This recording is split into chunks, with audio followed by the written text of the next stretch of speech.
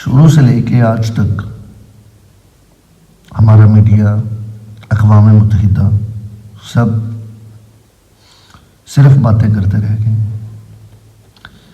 آج جو میں آپ کو سنانے جا رہا ہوں وہ کشمیر کی ایک معصوم بیٹی کی کہانی ہے.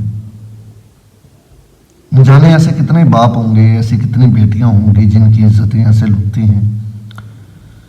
میں شروع کرتا ہوں. آؤ سناؤں تمہیں وادی کشمیر کی ایک کہانی جو بتا رہا تھا معصوم مریم کا باپ اپنی زبانی. بھوک سے تڑپتے بچے ہر گھر میں شور مچاتے تھے. باہر نکلنے پہ مقدر گولی ہے آرمی والے دھمکاتے تھے.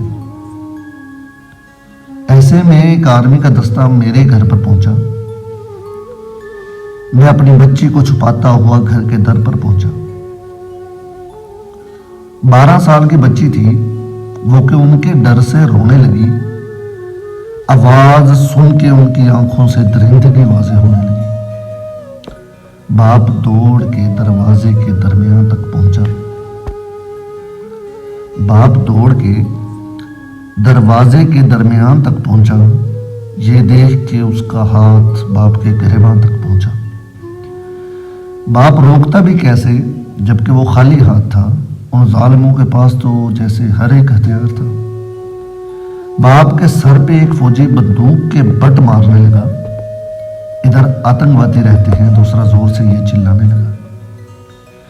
باپ زخموں کی تاب نہ لاتے ہوئے بے ہوش ہو کر گر گیا. مریم ایسے بھاگی اس کو لگا شاید اس کا باپ مر گیا.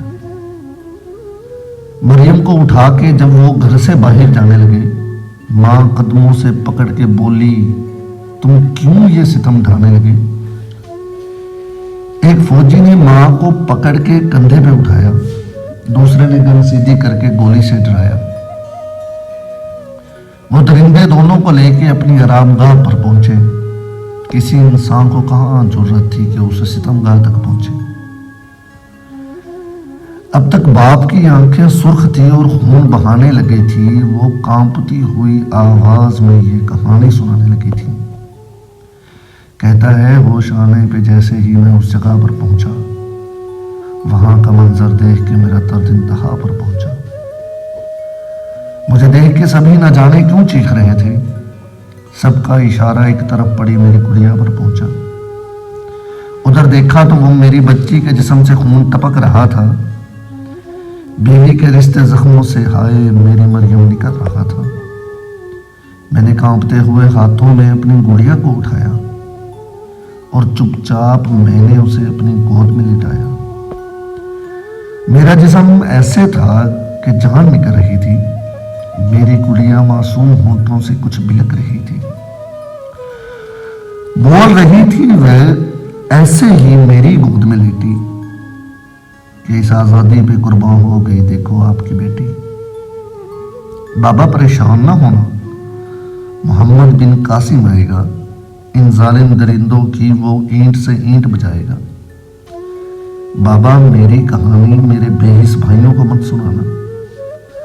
وہ آرام سے سوئے ہوئے ہیں، ان کو مت جگانا. بابا انہیں کہنا بلا وجہ نہیں یہ ستم کا ہونا.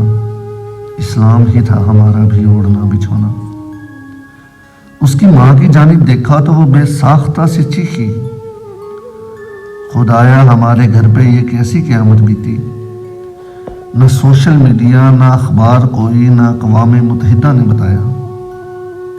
یارو جنت میں رہنے والی حور کو درندوں نے نوچ کھایا. اس باپ کی آواز اب تک دب ہی چکی تھی جس کی آنکھوں کے سامنے اس کی عزت لوٹی ہوئی پڑی تھی. میں پوچھتا ہوں، ہم مسلمان نہیں انسان بھی ہیں کیا؟ انسانیت کا درد نہیں، ہم کہیں حیوان تو نہیں ہیں کیا؟ کس محمد بن قاسم کی طاق میں ہو لوگوں؟ بھائی نہیں اٹھیں گے تو دوسرا کون اٹھے گا؟ سوچو.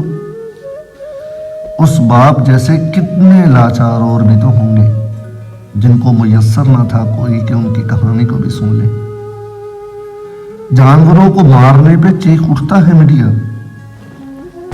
انسانوں کو کاٹنے پہ فقط خاموش ہے میڈیا، فقط خاموش ہے میڈیا.